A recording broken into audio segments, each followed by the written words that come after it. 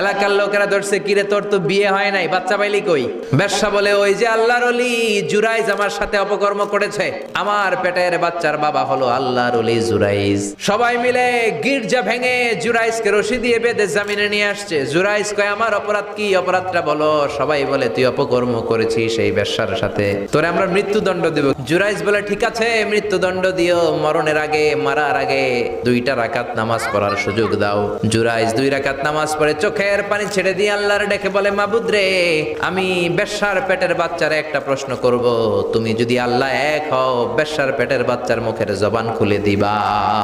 এবার জুরাইজ বেশ্যার পেটের বাচ্চার দিকে ইঙ্গিত করে ডেকে বলে, ও পেটের বাচ্চা, তোমার রব যদি আল্লাহ হয়, তোমারে আমি প্রশ্ন করব, তুমি সবাইকে জানিয়ে দাও তোমার বাবাকে। বেশ্যার পেটের ভেতর থেকে ছোট্ট বাচ্চা আওয়াজ করে বলল, আপনি আমার বাবা নন, ওই যে সিপার মধ্যে দাঁড়ায় আছে রাখাল, ওই রাখাল হলো আমার বাবা।